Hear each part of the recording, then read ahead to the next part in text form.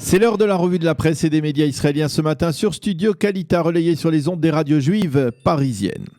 Après les événements majeurs, dirons-nous, que nous avons vécus au cours des derniers jours, comme la formation du gouvernement d'union nationale et dimanche l'ouverture du procès historique de Binyamin Netanyahou, la presse israélienne reprend d'une certaine manière ses droits et ses devoirs. Et chacun des deux principaux quotidiens israéliens que sont le Yediot Aharonot et le Israël Hayom choisit de placer sa priorité et le dossier qui le préoccupe le plus en manchette de son édition de ce mardi 26 mai 2020. Et pour le Israël Hayom, eh bien, la priorité, elle reste le dossier de l'instauration de la souveraineté israélienne sur la vallée du Jourdain et sur une partie importante des implantations juives de Judée et de Samarie. Pour le quotidien gratuit, le compte à rebours a commencé. Et comme l'a dit hier Binyamin Netanyahou, l'objectif avoué est de faire voter la loi d'annexion le 1er juillet prochain, comme cela est mentionné dans l'accord de coalition avec le Parti bleu-blanc. C'est une opportunité comme il n'y en a pas eu depuis 1948 et nous ne la laisserons pas passer, a déclaré hier le Premier ministre lors de la réunion du groupe parlementaire Likoud, en rappelant que cette démarche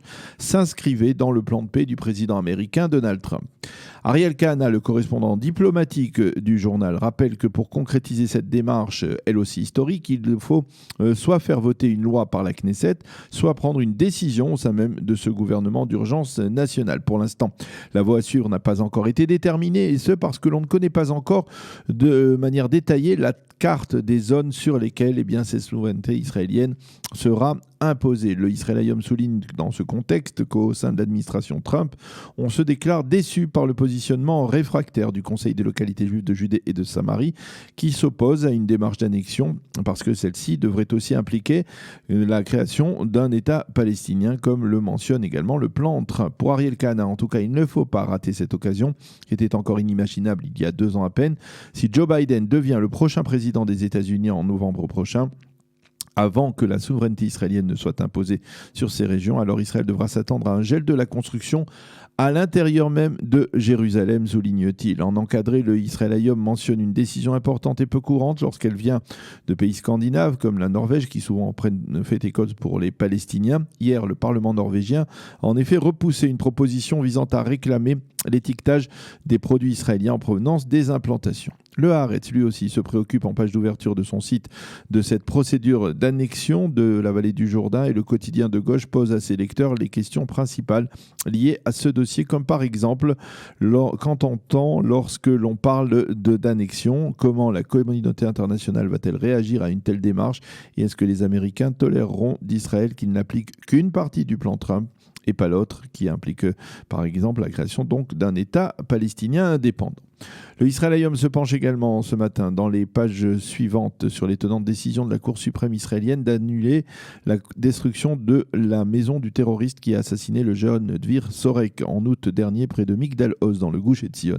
Pourquoi? Eh bien, d'abord parce que l'épouse du terroriste et ses enfants vivent dans cette maison et que pour les juges de la Cour, eux, sont innocents, mais aussi parce que selon les juges, le temps qui est passé depuis l'attentat a supprimé la notion de cause à effet entre l'attentat et la destruction de la maison.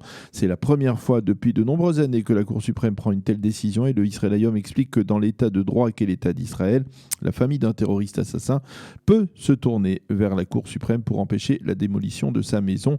Les termes utilisés par le juge Uzi Fogelman est plutôt même étonnant, puisqu'il est allé jusqu'à utiliser dans son verdict le terme de famille victime, non pas pour parler des parents du jeune Dvir Sorek, mais pour parler de la famille du terroriste. La décision de la Cour a provoqué de très vives réactions. L'organisation Betsalmo, à son image, qu'il ne faut pas confondre avec l'ONG d'extrême gauche B'Tselem, a affirmé que cette terrible décision, je la cite, de la Cour suprême était une récompense pour le terrorisme, et elle brisait le peu de confiance que l'opinion publique pouvait encore avoir envers cette institution. L'ex-ministre de la Justice, Ayelet Shaked, du parti Amina, elle a fait remarquer que le juge Mintz, qu'elle avait contribué à nommer durant son mandat, a été le seul à s'opposer à une telle décision, mais il est resté en minorité. Chaim Schlein, l'un des principaux éditorialistes du Israël Hayom, s'insurge lui aussi contre une telle décision et affirme que ce verdict porte atteinte à la force de dissuasion d'Israël face aux terroristes. Parallèlement, le quotidien gratuit mentionne tout de même que cette même haute cour de justice a repoussé hier la requête de la famille du terroriste palestinien responsable de l'assassinat de Yotam Ovadia, c'était il y a près de 2 ans dans la localité d'Adam, qui réclamait la restitution du corps du terroriste. Donc un refus de la part de la Cour suprême et 2 décisions, on veut dire, mitigées de la part de cette Cour suprême hier.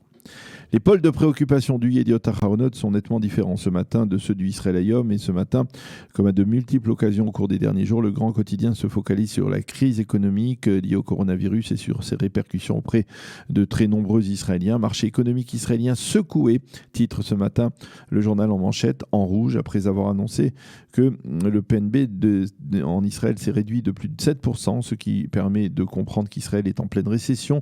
Une autre donnée tranchante et douloureuse s'inscrit également à la une du quotidien. Plus d'1,5 million d'Israéliens ont perdu leur emploi à cause de l'épidémie. Et Sever Plutzker, le rédacteur en chef du journal, le rédacteur en chef économique, il faut le souligner, du Yediot Ahronoth, d'écrire ce matin toujours en une: durant la première moitié du mois de mai, l'activité professionnelle en Israël a baissé de 30% par rapport au mois précédant la crise. Et dans un tel contexte, il n'est pas possible pour le gouvernement d'envisager la moindre coupe sombre budgétaire, ni aujourd'hui, ni même prochainement. Et pour illustrer cette crise économique, le journal publie une photo de ce qui était avant l'épidémie le poumon économique de luxe de Tel Aviv. Il s'agit du Kikar Hamdina. À noter que le Kikar Hamdina qui est aujourd'hui déserté et sur lequel de nombreuses boutiques sont fermées ou à louer. À noter que ce dossier économique n'a pas échappé aussi au Israël Hayom, qui cite lui en une le gouverneur de la Banque d'Israël, le professeur Amir Yaron, qui lui estime qu'il est impossible pour le gouvernement d'augmenter les impôts dans une telle conjoncture. Mais dans cette atmosphère nettement pessimiste et sombre, le Maariv nous offre ce matin une éclaircie encourageante. Les hôtels recommencent à ouvrir et à Eilat, ils affichent apparemment déjà complet pour le week-end de Shavuot. Et le président de l'association des hôteliers de la ville balnéaire affirme 48 heures après la réouverture des réservations, nous avons rempli toutes nos chambres, ce qui est heureux pour une ville devenue une cité fantôme pendant plus de 2 mois d'épidémie. Le Israël Hayom nous montre une autre image d'un début de retour à la normale, celle des hauts fonctionnaires de la santé publique qui étaient en visite hier en délégation à l'aéroport Ben Gurion en perspective de la réouverture des cieux israéliens et de l'ensemble de l'aéroport Ben Gurion. Et puisque nous parlons de l'épidémie, le Yediot Ahronoth dresse ce matin en une, mais aussi en page intérieure, la liste impressionnante des achats effectués par le Mossad israélien à travers le monde au plus fort de la crise, lorsque l'on craignant qu'Israël ne dispose pas de suffisamment de masques ou même d'appareils respiratoires pour faire face à cette épidémie. Pour exemple, le Mossad a acquis en mars et au début du mois d'avril plus de 2 500 000 masques sophistiqués, 2 millions de tests de dépistage et 33 tonnes de produits désinfectants. Plus de 1300 appareils respiratoires ont été achetés, 4700 supplémentaires doivent arriver dans les prochains mois en Israël, ce qui est tout à fait impressionnant. Nous terminerons cette revue de la presse par un titre qui figure dans les pages d'ouverture de tous les quotidiens israéliens et de tous les sites d'information. L'Euroleague de basketball ne reprendra pas cette saison. Ainsi en a décidé la FIBA hier et cela devrait coûter plusieurs millions de shekels de pertes sèches au Maccabi Tel Aviv, l'une des équipes les plus prestigieuses du continent européen. C'est la fin de cette revue de la presse et des médias israéliens. Pour mieux s'immerger dans la réalité politique, sécuritaire, économique et sociale d'Israël, connectez-vous chaque matin sur Studio Kalita.